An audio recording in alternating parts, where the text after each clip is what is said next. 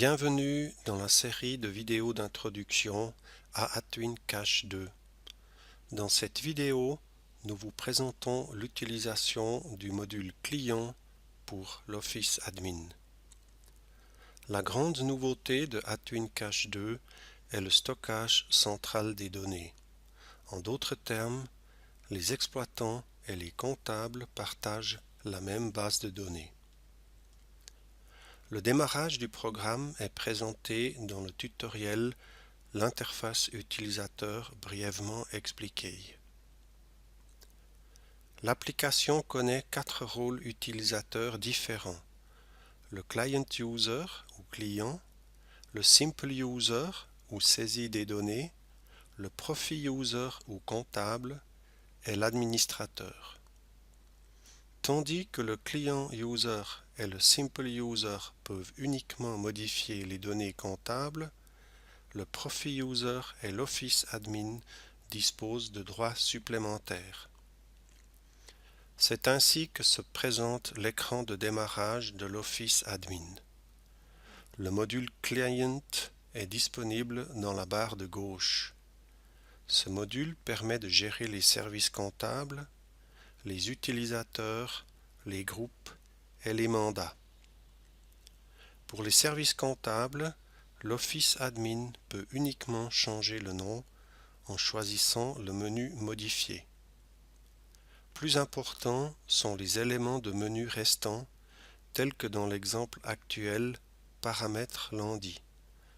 Sous cet élément de menu, l'Office Admin importe les spécifications pour l'importation des factures lundi. Vous avez le choix entre les paramètres standards d'Agrotwin ASA et les paramètres définis par la fiduciaire. Les utilisateurs, les groupes et les mandats vous seront présentés à l'aide d'un exemple pratique. Supposons qu'en tant qu'Office Admin, vous êtes chargé d'enregistrer un nouvel utilisateur en tant que comptable.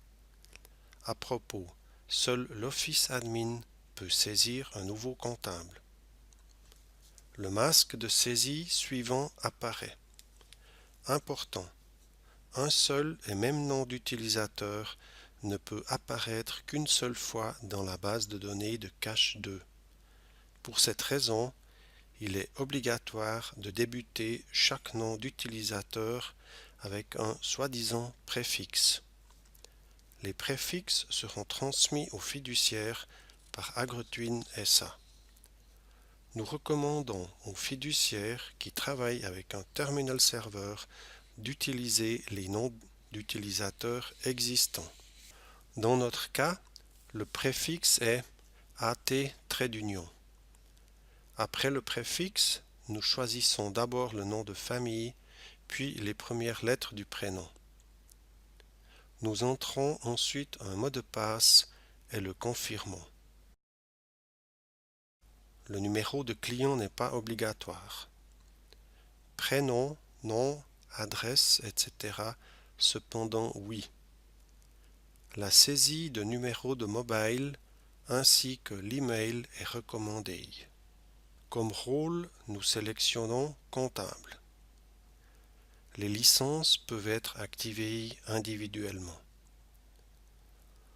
Ensuite, nous pouvons affecter le comptable à un groupe. Ne pas oublier de sauvegarder les données saisies. Bon à savoir, tous les utilisateurs peuvent être édités ou supprimés à tout moment. Lors de la suppression, il y a 2 possibilités: supprimer irrévocablement ou désactiver. L'utilisateur apparaît maintenant dans la liste des utilisateurs désactivés. Là, il peut être réactivé à tout moment ou supprimé définitivement.